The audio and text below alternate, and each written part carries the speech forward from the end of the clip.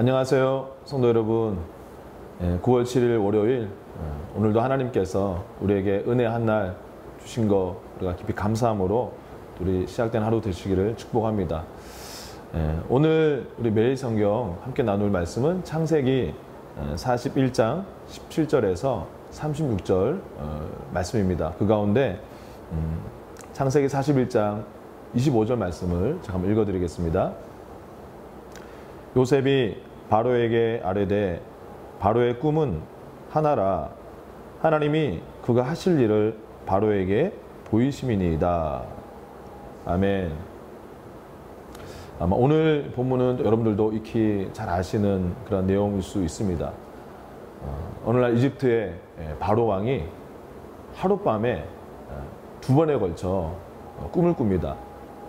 첫 번째 꿈에 보니까 아주 살찌고 아름다운 7 소가 나일강에서 막 먹이를 뜯고 있었는데 그와는 정반대인 아주 약하고 파리하고 아주 흉한 7 암소가 다시 올라와서 그 먼저 있던 아주 토실토실하고 또 건강한 암소들을 먹어버렸습니다.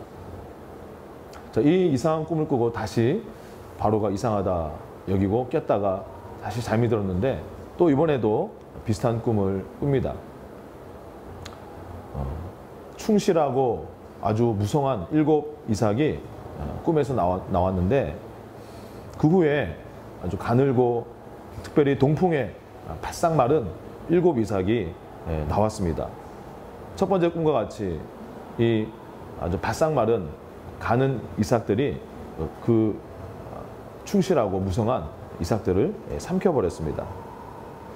바로는 이 이상한 꿈을 그 나라에 있는 유명한 점술가들 또 예언하는 자들에게 다 물어봤지만 아무도 해석을 하지 못했습니다.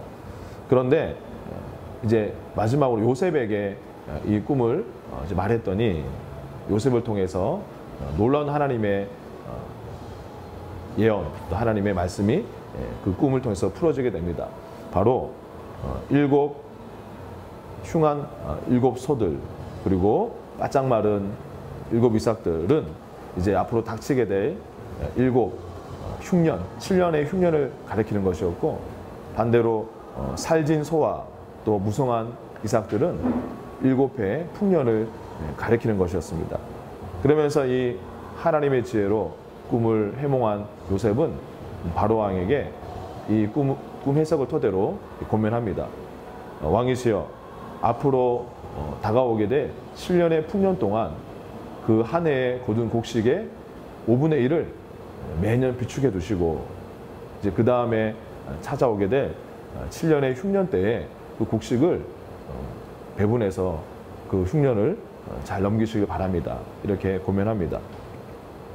저는 오늘의 이 본문을 통해서 특별히 이 요셉의 삶을 통해서 우리가 인생에서 가장 낮은 지점에 있다고 하는 그것이 어떤 면에서는 하나님의 위대한 계획이 이루어질 수 있는 또 다른 발판이 될 수 있구나라는 생각을 해보았습니다.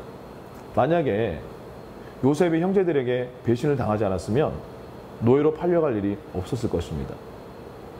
노예로 팔려가지 않았다면 아마 요셉은 보디발의 집에 들어갈 일이 없었을 것입니다. 요셉이 보디발의 집에 노예로 들어가지 않았다면 당연히 그 이집트의 그러한 감옥에 갈 필요가 없었겠죠. 그런데 그 감옥에 가지 않았다면 이 요셉이 그런 관리들의 꿈을 해몽할 일도 없었을 것이고 만약에 그들의 꿈을 해몽하지 않았더라면 지금 이 이집트의 바로왕의 꿈을 해몽해서 또 내일 본문에 나오는 것처럼 이집트의 총리가 되는 일도 없었을 것입니다. 바로 이런 요셉이 삶의 가장 바닥에 있었던 이 시점들이 하나님의 계획을 향한 발판이 될 수 있었던 것은 창세기 39장에 말씀하고 있는 것처럼 하나님과 동행했던 요셉, 바로 요셉에게 그 하나님의 임재와 하나님의 값없는 은총이 있었을 때 이런 일이 이루어진 것을 보게 됩니다. 저는 오늘 이 말씀을 통해서 저와 여러분이 지금 우리 눈에 보이는 환경에 주목하고 집중하는 것이 아니라 그리고 그 환경들이 우리를 낙심하고 우리가 절망시키는 것을 우리가 허용하지 않기를 바랍니다. 대신에 요셉과 함께 하신 그 하나님이 지금 저와 여러분과 함께하고 있음을 늘 기억하기를 원합니다. 그래서 그 현재의 상황의 너머에 있는 바로 그 하나님의 은총에 의해서 우리 삶 가운데 하나님의 계획과 또 하나님의 좋은 성공이 이루어질 것을 소망하는 믿음으로 오늘 하루도 그 믿음과 소망 가운데 승리하시기를 주의 이름으로 축원드립니다. 기도하겠습니다. 하나님 아버지, 의인은 7번 넘어지지만 또 8번 일어난다고 말씀하셨습니다. 예수님으로 말미암아 하나님의 의를 선물로 받아 하나님 앞에 값없이 의인으로 서게 된 우리 모든 성도님 한 분 한 분들, 오늘 이 말씀처럼 하나님께서 다시 우리를 일으켜 주실 것을 확신하고 또 그 하나님을 주목하며 우리 환경과 상황을 초월하는 하나님의 그 은총 가운데 우리를 거하게 하여 주시옵소서.